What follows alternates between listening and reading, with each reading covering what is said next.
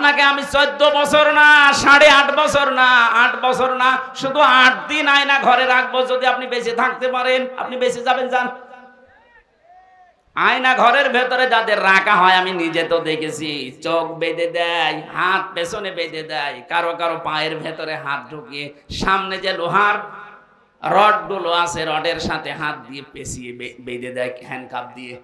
একটা মানুষ কয় দিন কয় মাস থাকতে পারে, অথচ মানুষটা আছে 8 বছর। আমি 14 বছরের মানুষও পেয়েছি।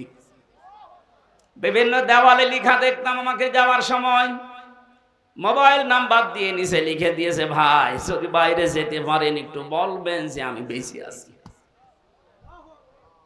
আপনার কাছে কি খেলাচোরা মনে হচ্ছে না?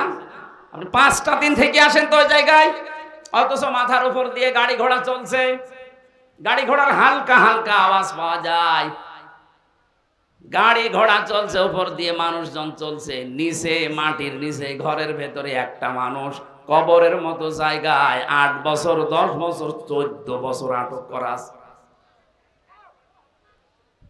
একটা মানুষ কত বড় নির্দয় হলে এই কাজগুলো করার পরে মানুষকে জানায়নি, তাও যদি যাওয়ার আগে জানিয়ে দিতেছে। এখনো অনেকে আয়না ঘরে আছে, আপনারা খোঁজ করে নেন, তাও তো মাফ করে দিত মানুষ।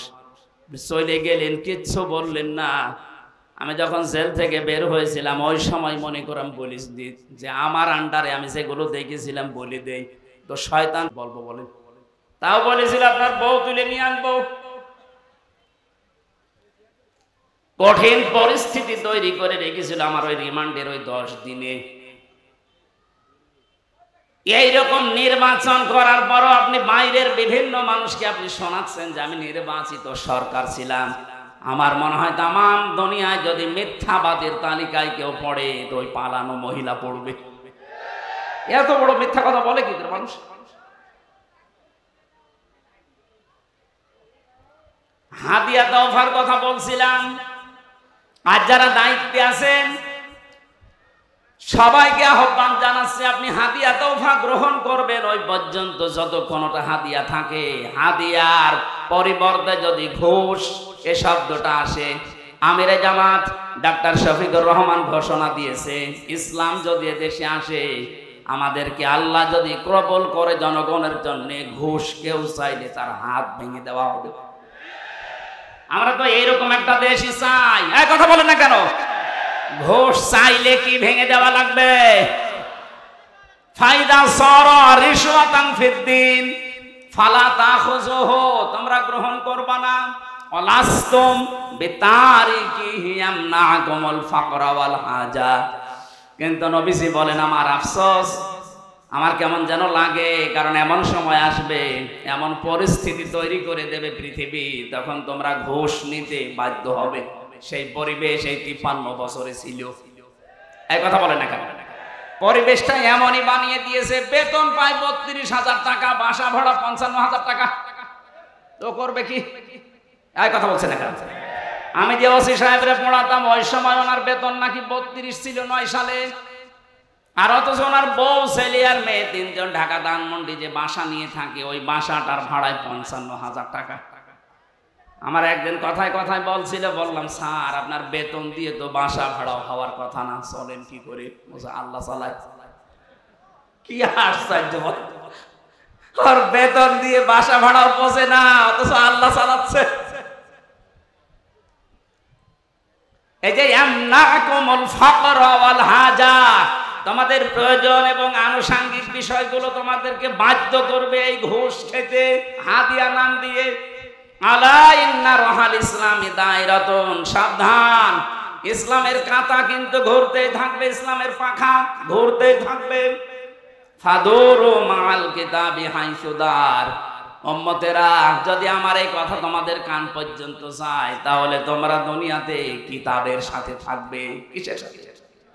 আরো জোরে বলেন, আলা ইন্না রিহাল ইসলামি দায়রাতুন ফাদুরু মাল কিতাবি হাইসুদার, আলা ইন্নাল কিতাবা ওয়াস সুলতানা লা ইফতারিকান।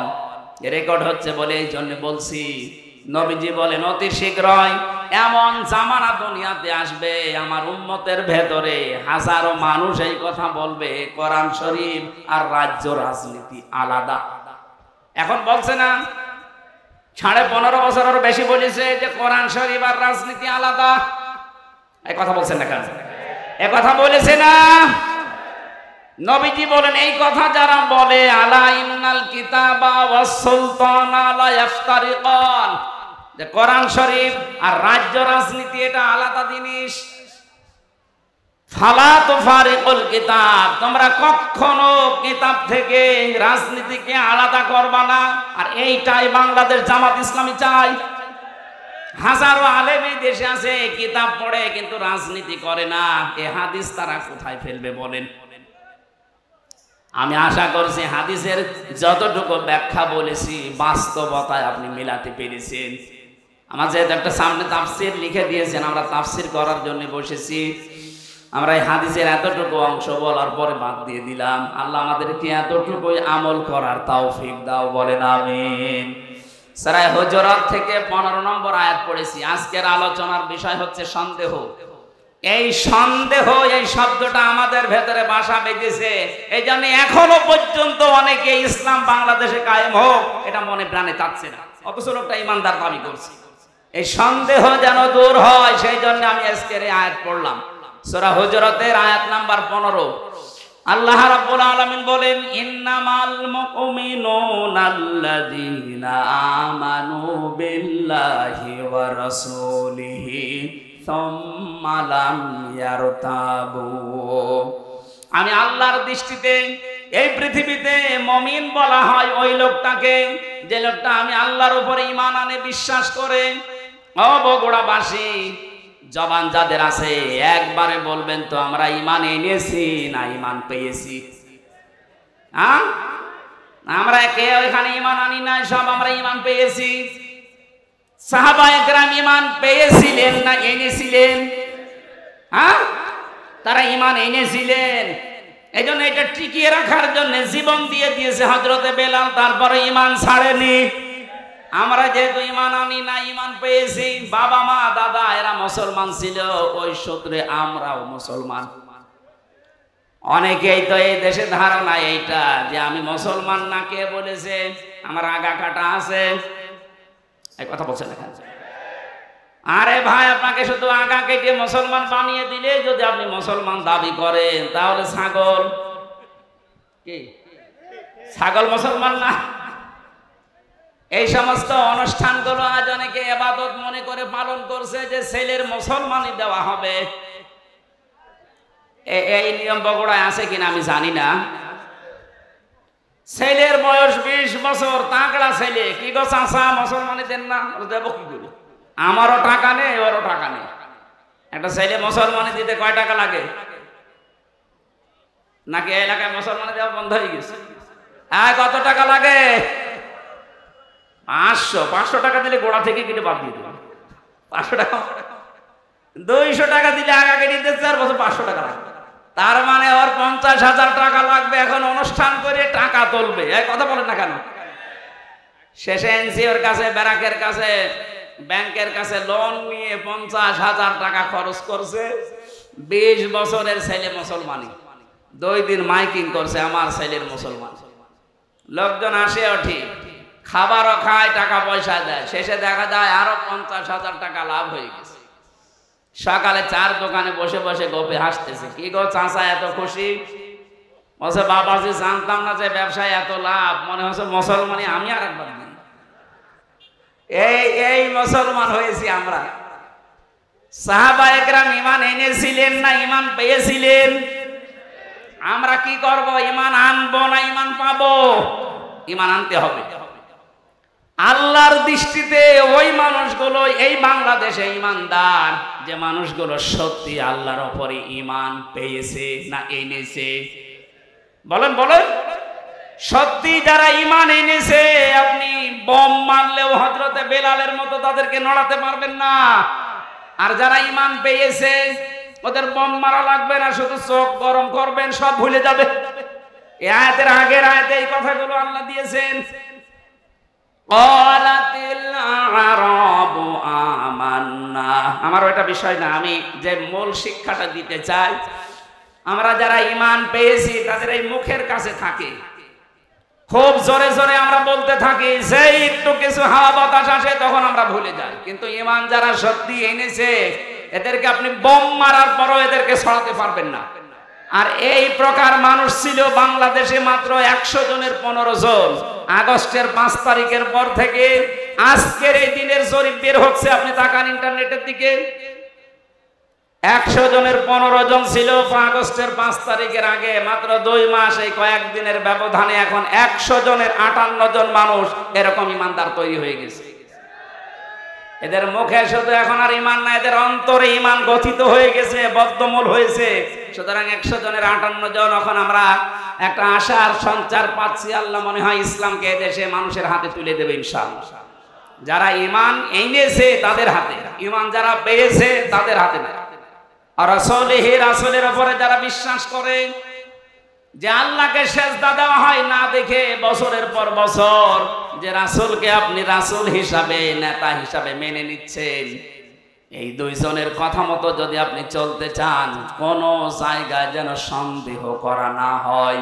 ফাম্মালাম ইয়ারতাবু, এই পৃথিবীতে বহু মানুষ এই সন্দেহে থাকার কারণে, এই দোদুল্যমান অবস্থায় থাকার কারণে 53 বছর পিছিয়ে গেল এই দেশটাতে ইসলাম কায়েম হতে।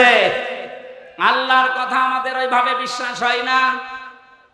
এই জালেমদের কথা যেভাবে আমরা বিশ্বাস করেছিলাম, আল্লাহর কথা যদি ওইভাবে বিশ্বাস করতাম, আল্লাহ পাক জানিয়েছেন ফামান তাবিআ হুদায়া ফালা খাউফুন আলাইহিম ওয়ালা হুম ইয়াহজানুন। বলেন আল্লাহু আকবার। আমি যে হেদায়েত পাঠালাম সর্বশেষ, যেটা তার নাম কোরআন শরীফ, এই কোরআনে কারীম যদি তোমরা অনুসরণ করতে পারো, আনুগত্য করে চলতে পারো, আমি আল্লাহ কথা দিলাম, গ্যারান্টি দিলাম, কোনো ভয় থাকবে না, কোনো চিন্তাও তোমাদের করা লাগবে না। পৃথিবীতে মানুষ যে সমস্ত জিনিসের ভয় পায়, এগুলোর গ্যারান্টি আল্লাহ কোরআনে কারীম বিজয়ী কায়েম করার মাধ্যমে দিয়েছেন।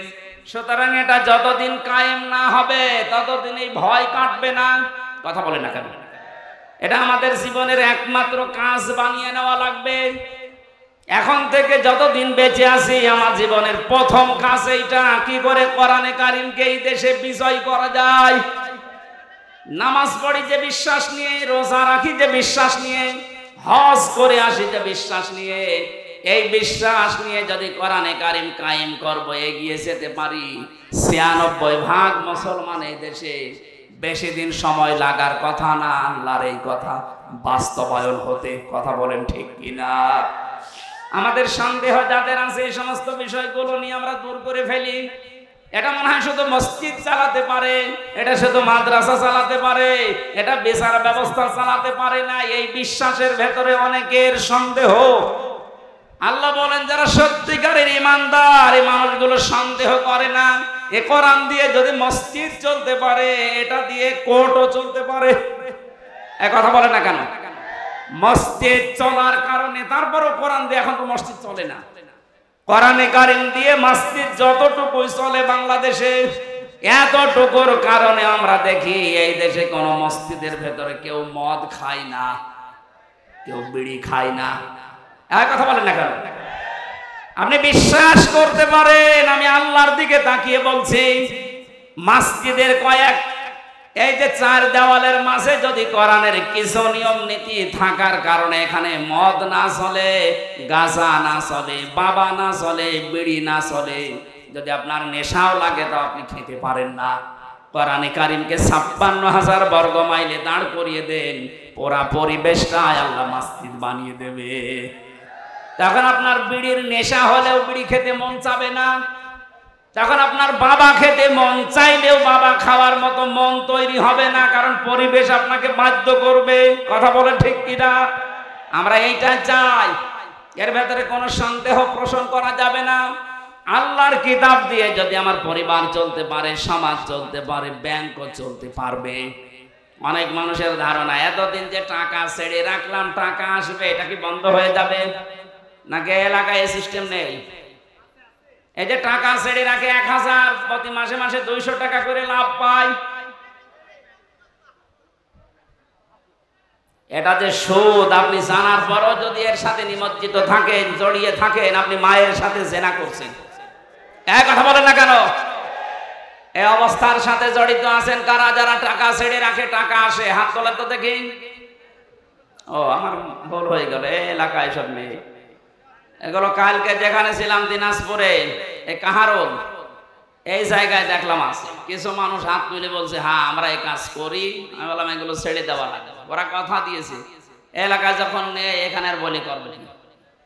যদি কেউ এগুলো করে থাকেন, আজকে তাওবা করার মাধ্যমে ফিরে আসবেন, আপনার যত টাকা লস হয় হোক, কারণ ওইটা করে আপনি মায়ের সাথে কেবল জেনা করে আসলেন। বলেন নাউজুবিল্লাহ। এই কাজ কোন মুসলিম করতে পারে? এটা ঘৃণার বিষয় না?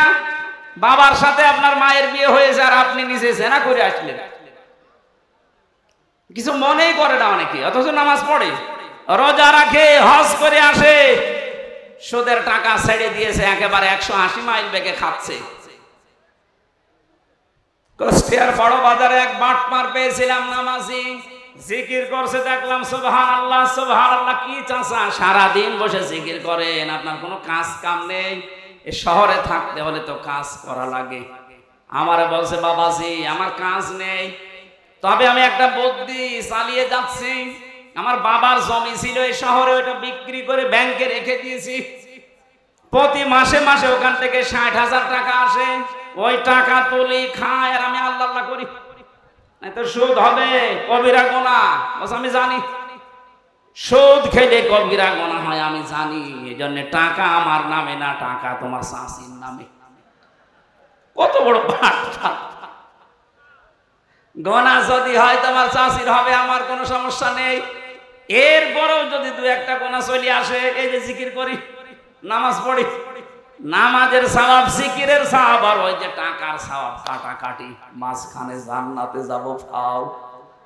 এই ধান্দায় যারা আছেন, নামাজও পড়েন আবার টাকাও ছেড়ে রেখেছেন, মনে করছেন নামাজ দিয়ে এটা কাটাকাটি হয়ে যাবে। না, আপনার নামাজই হবে না। কারণ নামাজ যদি আপনাকে সুদ থেকে বিরত রাখতে না পারে, ওই নামাজ নামাজ না। এই কথা বলেন না কেন? ইন্নাস সালাতা তানহা আনিল ফাহশাই ওয়াল মুনকার।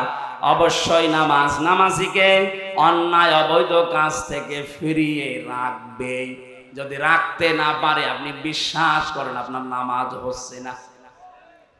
আল্লাহর দৃষ্টিতে মুমিন হওয়ার জন্য শর্ত দিয়েছেন আল্লাহ আর একটা, সন্দেহ তো করা যাবেই না। আল্লাহ রাসূলের উপরে বিশ্বাস আনার পরে তাদের বিধানের উপরে অজাহাদু বিআমওয়ালিহিম ওয়া আনফুসিহিম ফি সাবিলিল্লাহ।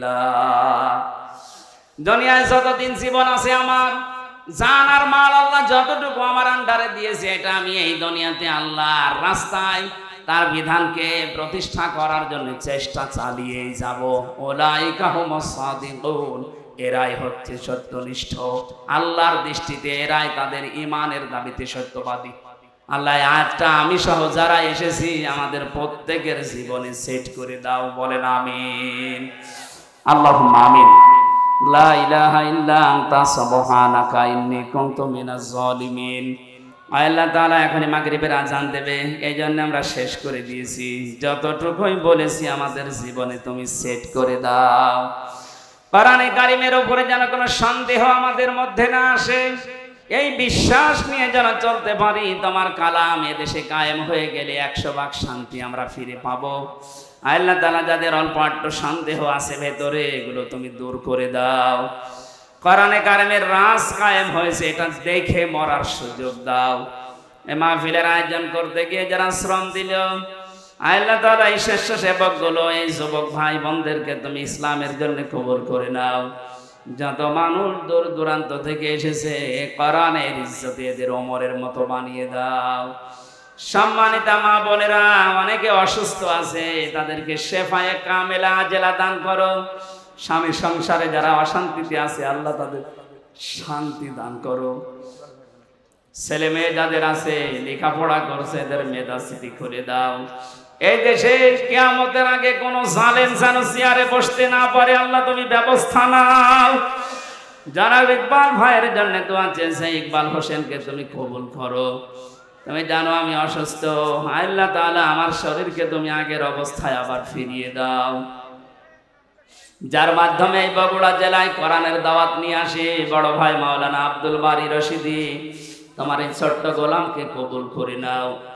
মাহফিলের প্রধান অতিথি, বিশেষ অতিথি, আমাদের শ্রদ্ধাভাজন যারা বসে আছে, আল্লাহ এদের জীবনের অপরাধগুলো মাফ করে নেকি দিয়ে পাল্টিয়ে দাও। মনের ভেতরে যার যে কামনা বাসনা আছে, জীবনের চাইজ আশাগুলো পূরণ করে দাও। আগামীতে অনুষ্ঠানটা কোরআনের জন্য প্রচারে আরো বিশাল আকারে মঞ্জুর করো। বারাকাল্লাহু লানা ওয়া লাকুম ফিল কোরআনিল আযীম।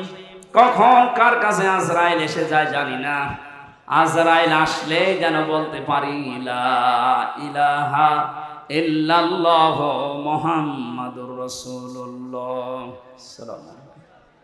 আজান হবে, আর 2 মিনিট আছে, এখন আজান দেবে। মসজিদে চলে যান অথবা এখানে নামাজ পড়ে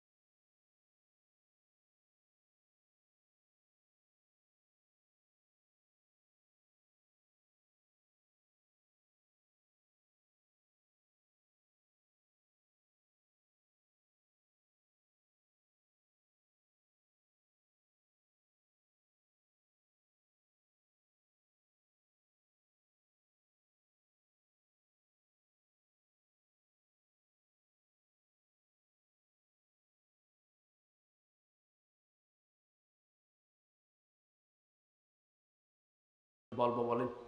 তাও বলেছিল আপনার বউ তুলে নিয়ে আনবো।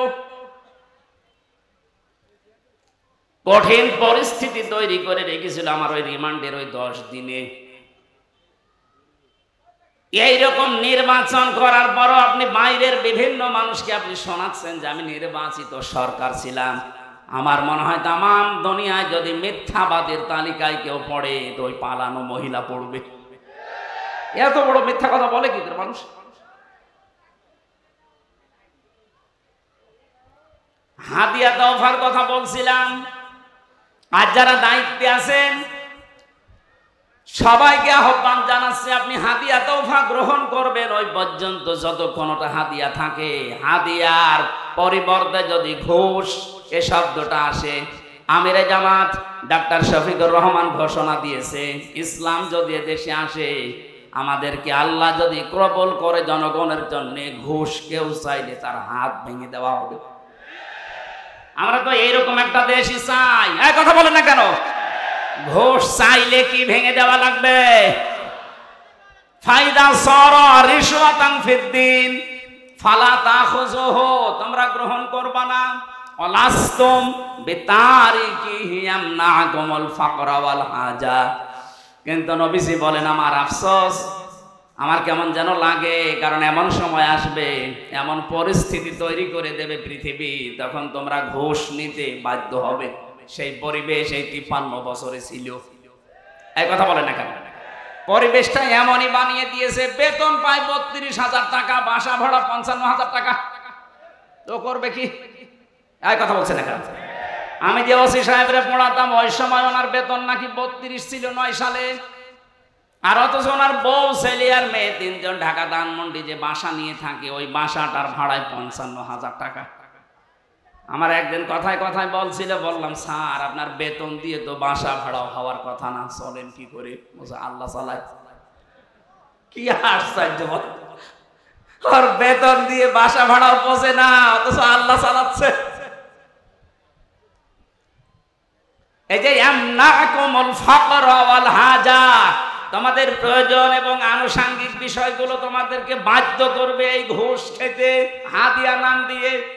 আলা ইন্না রাহাল ইসলামি দায়রাতুন, সাবধান, ইসলামের কাঁটা কিন্তু ঘুরতেই থাকবে, ইসলামের পাখা ঘুরতেই থাকবে। ফাদুরু মাল কিতাবি হাইসুদার, উম্মতেরা যদি আমার এই কথা তোমাদের কান পর্যন্ত যায় তাহলে তোমরা দুনিয়াতে কিতাবের সাথে থাকবে। কিসের সাথে? আরো জোরে বলেন। আলা ইন্না রিহাল ইসলামি দায়রাতুন ফাদুরু মাল কিতাবি হাইসুদার আলা ইন্নাল কিতাবা ওয়াস সুলতানা লা ইফতারিকান। রেকর্ড হচ্ছে বলে এই জন্য বলছি। নবীজি বলেন অতি শীঘ্রই এমন জামানা দুনিয়াতে আসবে আমার উম্মতের ভেতরে হাজারো মানুষ এই কথা বলবে কোরআন শরীফ আর রাজ্য রাজনীতি আলাদা। এখন বলছে না 15.5 বছর আর বেশি বলেছে যে কোরআন শরীফ আর রাজনীতি আলাদা। এই কথা বলছেন না কেন? এই কথা বলেছে না? নবীজি বলেন এই কথা যারা বলে আলা ইন্নাল কিতাবা ওয়াস সুলতানা লা ইফতারিকান, যে কোরআন শরীফ আর রাজ্য রাজনীতি এটা আলাদা জিনিস। ফালা তুফারিকুল কিতাব, তোমরা কখনো কিতাব থেকে রাজনীতিকে আলাদা করবা না। আর এইটাই বাংলাদেশ জামাত ইসলামী চায়। হাজারো আলেম এই দেশে আছে কিতাব পড়ে কিন্তু রাজনীতি করে না। এ হাদিস তারা কোথায় ফেলবে বলেন? আমি আশা করছি হাদিসের যতটুকু ব্যাখ্যা বলেছি বাস্তবতায় আপনি মিলাতে পেরেছেন। আমার যেহেতু একটা সামনে তাফসির লিখে দিয়েছেন, আমরা তাফসির করার জন্য বসেছি। আমরা এই হাদিসের এতটুকু অংশ বলার পরে বাদ দিয়ে দিলাম। আল্লাহ আমাদেরকে এতটুকুই আমল করার তৌফিক দাও, বলেন আমিন। সূরা হুজুরাত থেকে 15 নম্বর আয়াত পড়েছি। আজকের আলোচনার বিষয় হচ্ছে সন্দেহ। এই সন্দেহ, এই শব্দটা আমাদের ভেতরে বাসা বেঁধেছে। এই জন্য এখনো পর্যন্ত অনেকে ইসলাম বাংলাদেশে কায়েম হোক এটা মনে প্রাণে চাচ্ছে না, অথচ লোকটা ইমানদার দাবি করছে। এই সন্দেহ যেন দূর হয় সেই জন্য আমি আজকের এই আয়াত পড়লাম। সূরা হুজুরাতের আয়াত নাম্বার 15। আল্লাহ রাব্বুল আলামিন বলেন ইন্নামাল মুমিনুনাল্লাযীনা আমানু বিল্লাহি ওয়া রাসূলিহি সুম্মা লাম ইয়ারতাবু। আমি আল্লাহর দৃষ্টিতে এই পৃথিবীতে মুমিন বলা হয় ওই লোকটাকে, যে লোকটা আমি আল্লাহর উপরে ঈমান আনে, বিশ্বাস করে। ও বগুড়াবাসী, জবান যাদের আছে একবারে বলবেন তো আমরা ঈমান এনেছি না ঈমান পেয়েছি? হ্যাঁ, আমরা কেউ এখানে ঈমান আনি না, সব আমরা ঈমান পেয়েছি। সাহাবায়ে কেরাম ঈমান পেয়েছিলেন না এনেছিলেন? হ্যাঁ, তারা ঈমান এনেছিলেন। এই জন্য এটা টিকিয়ে রাখার জন্য জীবন দিয়ে দিয়েছে হযরতে বেলাল, তারপরে ঈমান ছাড়েনি। আমরা যেহেতু ঈমান আনি না, ঈমান পেয়েছি। বাবা মা দাদা এরা মুসলমান ছিল, ওই সূত্রে আমরাও মুসলমান। অনেকেই তো এই দেশে ধারণা এইটা যে আমি মুসলমান না, কে বলেছে? আমার আগা কাটা আছে, এই কথা বলছেন এখানে। আরে ভাই, আপনাকে শুধু আগা কেটে মুসলমান বানিয়ে দিলে যদি আপনি মুসলমান দাবি করেন, তাহলে ছাগল কি? ছাগল মুসলমান না? এই সমস্ত অনুষ্ঠানগুলো আজ অনেকে ইবাদত মনে করে পালন করছে, যে ছেলের মুসলমানি দেওয়া হবে। এই নিয়ম বগুড়ায় আছে কিনা আমি জানি না। ছেলের বয়স 20 বছর, তাগড়া ছেলে, কি গো চাচা মুসলমানি দেন না? দেবো কি করে? আমারও টাকা নেই, ওরও টাকা নেই। একটা ছেলে মুসলমানি দিতে কয় টাকা লাগে? নাকি এলাকায় মুসলমানি দেওয়া বন্ধ হয়ে গেছে? কত টাকা লাগে? 500 টাকা দিলে গোড়া থেকে কেটে বাদ দিয়ে দেবে। 500 টাকা, 200 টাকা দিলে আগা কেটে দিতে 4 বছর 500 টাকা লাগবে। তার মানে ওর 50,000 টাকা লাগবে এখন অনুষ্ঠান করে টাকা তুলবে। এই কথা বলেন না কেন? শেষে এনজিওর কাছে, ব্যারাকের কাছে, ব্যাংকের কাছে লোন নিয়ে 50,000 টাকা খরচ করছে। 20 বছরের ছেলে মুসলমানি, 2 দিন মাইকিং করছে আমার ছেলের মুসলমান। লোকজন আসেও ঠিক, খাবারও খায়, টাকা পয়সা দেয়। শেষে দেখা যায় আরো 50,000 টাকা লাভ হয়ে গেছে। সকালে 4 দোকানে বসে বসে গোপে হাসতেছে। কি গো চাচা এত খুশি? বলছে বাবাজি জানতাম না যে ব্যবসায় এত লাভ, মনে হচ্ছে মুসলমানি আমি আর একবার দিই। এই মুসলমান হয়েছি আমরা। সাহাবায়ে কেরাম ঈমান এনেছিলেন না ঈমান পেয়েছিলেন? আমরা কি করব? ঈমান আনবো না ঈমান পাবো? ঈমান আনতে হবে। আল্লাহর দৃষ্টিতে ওই মানুষগুলো এই বাংলাদেশে ঈমানদার, যে মানুষগুলো সত্যি আল্লাহর উপরে ঈমান পেয়েছে না এনেছে? বলেন বলেন। সত্যি যারা ঈমান এনেছে, আপনি বম মারলেও হযরতে বেলালের মতো তাদেরকে নড়াতে পারবেন না। আর যারা ঈমান পেয়েছে, ওদের বম মারা লাগবে না, শুধু চোখ গরম করবেন, সব ভুলে যাবে। এই আয়াতের আগের আয়াতে এই কথাগুলো আল্লাহ দিয়েছেন। ক্বালাতিল আরাবু আমান্না। আমার ওটা বিষয় না, আমি যে মূল শিক্ষাটা দিতে চাই, আমরা যারা ঈমান পেয়েছি তাদের এই মুখের কাছে থাকে, খুব জোরে জোরে আমরা বলতে থাকি, সেই একটু কিছু হাওয়া বাতাস আসে তখন আমরা ভুলে যাই। কিন্তু ঈমান যারা সত্যি এনেছে, এদেরকে আপনি বোম মারার পরও এদেরকে ছড়াতে পারবেন না। আর এই প্রকার মানুষ ছিল বাংলাদেশে মাত্র 100 জনের 15 জন। আগস্টের 5 তারিখের পর থেকে আজকের এই দিনের জরিপ বের হচ্ছে, আপনি তাকান ইন্টারনেটের দিকে। 100 জনের 15 জন ছিল আগস্টের 5 তারিখের আগে। মাত্র 2 মাস, এই কয়েকদিনের ব্যবধানে এখন 100 জনের 58 জন মানুষ এরকম ইমানদার তৈরি হয়ে গেছে। এদের মুখে শুধু এখন আর ঈমান না, এদের অন্তরে ঈমান গঠিত হয়ে গেছে, বদ্ধমূল হয়েছে। সুতরাং 100 জনের 58 জন, এখন আমরা একটা আশার সঞ্চার পাচ্ছি। আল্লাহ মনে হয় ইসলামকে এদেশে মানুষের হাতে তুলে দেবে ইনশাআল্লাহ। যারা ঈমান এনেছে তাদের হাতে, ঈমান যারা পেয়েছে তাদের হাতে না।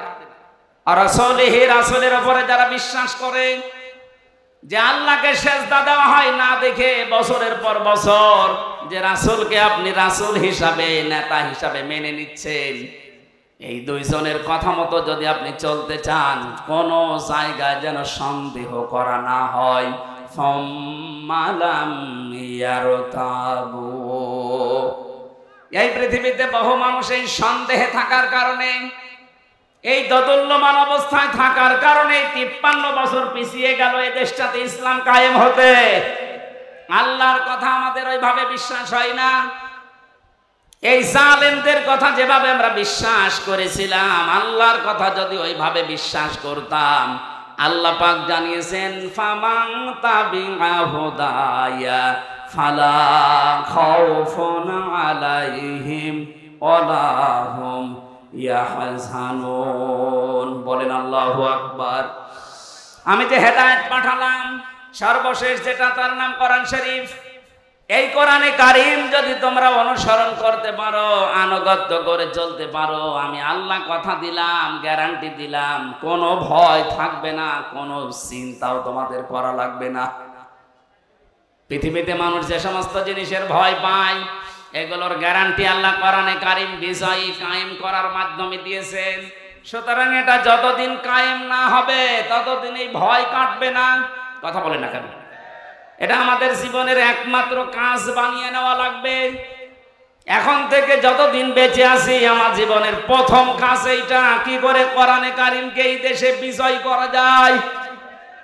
নামাজ পড়ি যে বিশ্বাস নিয়ে, রোজা রাখি যে বিশ্বাস নিয়ে, হজ করে আসি যে বিশ্বাস নিয়ে, এই বিশ্বাস নিয়ে যদি কোরআনে কারিম কায়েম করব, এগিয়ে যেতে পারি, ৯৬% মুসলমান এই দেশে, বেশি দিন সময় লাগার কথা না আল্লাহর এই কথা বাস্তবায়ন হতে। কথা বলেন ঠিক কিনা?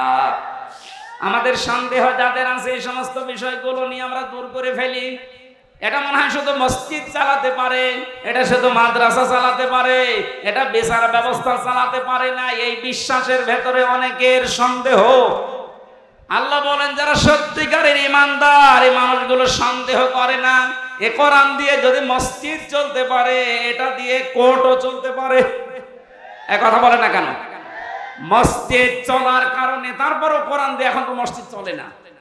কোরআনে কারিম দিয়ে মসজিদ যতটুকুই চলে বাংলাদেশে, এতটুকুর কারণে আমরা দেখি এই দেশে কোন মসজিদের ভেতরে কেউ মদ খায় না, কেউ বিড়ি খায় না। এক কথা বলেন না কেন?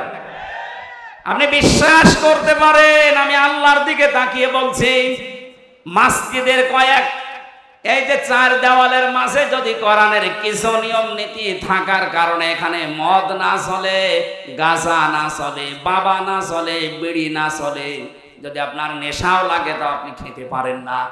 কোরআনে কারিমকে ৫৬,০০০ বর্গ মাইলে দাঁড় করিয়ে দেন, পুরা পরিবেশটা আল্লাহ মসজিদ বানিয়ে দেবে।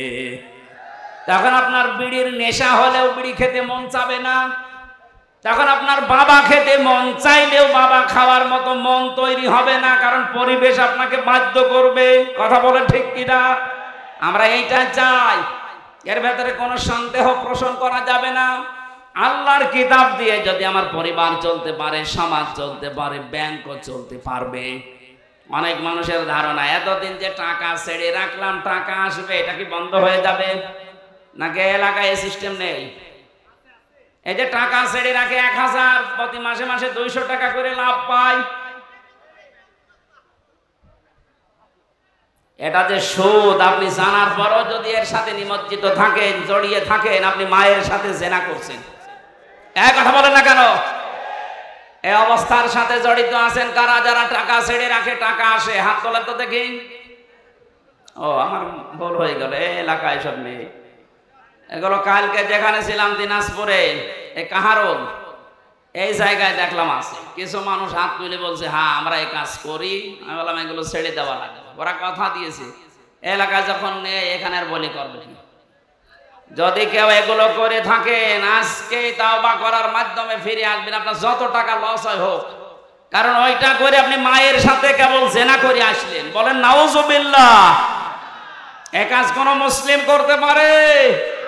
এটা ঘৃণার বিষয় না? বাবার সাথে আপনার মায়ের বিয়ে হয়েছে আর আপনি নিজে জেনা করে আসলেন, কিছু মনেই করে না অনেকে, অথচ নামাজ পড়ে, রোজা রাখে, হজ করে আসে, সুদের টাকা ছেড়ে দিয়েছে, একেবারে ১৮০ মাইল বেগে খাচ্ছে। কুষ্টিয়ার বড় বাজারে এক বাটপার পেয়েছিলাম, নামাজি, জিকির করছে, দেখলাম সুবহানাল্লাহ সুবহানাল্লাহ। কি চাচা সারাদিন বসে জিকির করেন, আপনার কোনো কাজ কাম নেই? এই শহরে থাকতে হলে তো কাজ করা লাগে। আমারে বলছে বাবাজি আমার কাজ নেই, তবে আমি একটা বুদ্ধি চালিয়ে যাচ্ছি। আমার বাবার জমি ছিল এই শহরে, ওইটা বিক্রি করে ব্যাংকে রেখে দিয়েছি, প্রতি মাসে মাসে ওখান থেকে 60,000 টাকা আসে, ওই টাকা তুলি খায় আর আমি আল্লাহ আল্লাহ করি, তো সুদ হবে, কবিরা গুনাহ। আমি জানি সুদ খেলে কবিরা গুনাহ হয়, আমি জানি। এই জন্য টাকা আমার নামে না, টাকা তোমার শাশির নামে। কত বড় বাটপার! গুনাহ যদি হয় তোমার শাশির হবে, আমার কোনো সমস্যা নেই। এরপরেও যদি দু একটা গুনাহ চলে আসে, এই যে জিকির করি, নামাজ পড়ি, নামাজের সওয়াব, জিকিরের সওয়াব, আর ওই যে টাকার সওয়াব কাটাকাটি, মাঝখানে জান্নাতে যাব ফাও। এ ধান্দায় যারা আছেন, নামাজও পড়েন আবার টাকাও ছেড়ে রেখেছেন, মনে করছেন নামাজ দিয়ে এটা কাটাকাটি হয়ে যাবে, না, আপনার নামাজই হবে না। কারণ নামাজ যদি আপনাকে সুদ থেকে বিরত রাখতে না পারে, ওই নামাজ নামাজ না। এই কথা বলেন না কেন? ইন্নাস সালাতা তানহা আনিল ফাহশাই ওয়াল মুনকার, অবশ্যই নামাজ নামাজিকে অন্যায় অবৈধ কাজ থেকে ফিরিয়ে রাখবে। যদি রাখতে না পারে, আপনি বিশ্বাস করেন আপনার নামাজ হচ্ছে না। আল্লাহর দৃষ্টিতে মুমিন হওয়ার জন্য শর্ত দিয়েছেন আল্লাহ আর একটা, সন্দেহ তো করা যাবেই না। আল্লাহ রাসূলের উপরে বিশ্বাস আনার পরে তাদের বিধানের উপরে অজাহাদু বিআমওয়ালিহিম ওয়া আনফুসিহিম ফি সাবিলিল্লাহ। দুনিয়ায় যতদিন জীবন আছে আমার, জান আর মাল আল্লাহ যতটুকু আমার আন্ডারে দিয়েছে, এটা আমি এই দুনিয়াতে আল্লাহর রাস্তায় তার বিধানকে প্রতিষ্ঠা করার জন্য চেষ্টা চালিয়েই যাব। উলাইকা হুমুস সাদিকুন, এরাই হচ্ছে সত্যনিষ্ঠ। আল্লাহর দৃষ্টিতে এরাই তাদের ঈমানের দাবিতে সত্যবাদী। আল্লাহ আজটা আমি সহ যারা এসেছি, আমাদের প্রত্যেকের জীবনে সেট করে দাও, বলেন আমিন। আল্লাহুম্মা আমিন। লা ইলাহা ইল্লা আনতা সুবহানাকা ইন্নী কুনতু মিনাজ জালিমিন। আল্লাহ তাআলা এখনই মাগরিবের আজান দেবে, এই জন্য আমরা শেষ করে দিয়েছি। যতটুকুই বলেছি আমাদের জীবনে তুমি সেট করে দাও। কোরআনে কারীমের উপরে যেন কোনো সন্দেহ আমাদের মধ্যে না আসে, এই বিশ্বাস নিয়ে যেন চলতে পারি। তোমার কালাম এদেশে কায়েম হয়ে গেলে 100 ভাগ শান্তি আমরা ফিরে পাবো। আল্লাহ তাআলা যাদের অল্প একটু সন্দেহ আছে ভেতরে, এগুলো তুমি দূর করে দাও। কোরআনে কারিমের রাজ কায়েম হয়েছে, এটা দেখে মরার সুযোগ দাও। এই মাহফিলের আয়োজন করতে গিয়ে যারা শ্রম দিল, আল্লাহ তাআলা এই স্বেচ্ছাসেবকগুলো, এই যুবক ভাই বোনদেরকে তুমি ইসলামের জন্য কবুল করে নাও। যত মানুষ দূর দূরান্ত থেকে এসেছে, কোরআনের ইজ্জতে এদের ওমরের মতো বানিয়ে দাও। সম্মানিত মা বোনেরা, অনেকে অসুস্থ আছে, তাদেরকে শেফায়ে কামেলা আজেলা দান করো। স্বামী সংসারে যারা অশান্তিতে আছে, আল্লাহ তাদের শান্তি দান করো। ছেলে মেয়ে যাদের আছে, লেখাপড়া করছে, এদের মেধাস্মৃতি খুলে দাও।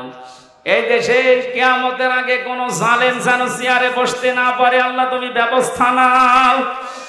যারা ইকবাল ভাইয়ের জন্য দোয়া চেয়েছে, ইকবাল হোসেনকে তুমি কবুল করো।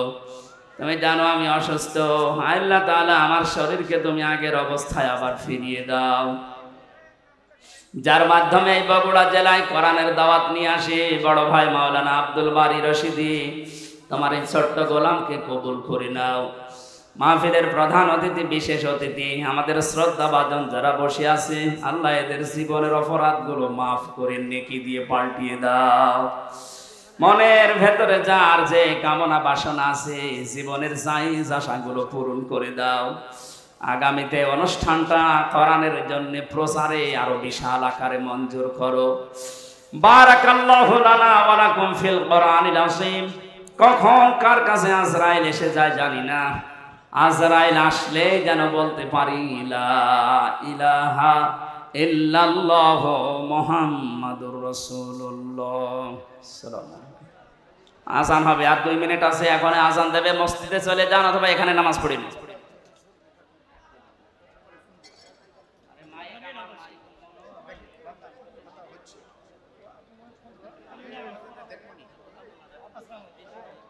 দেখি ভাই, দেখি ভাই।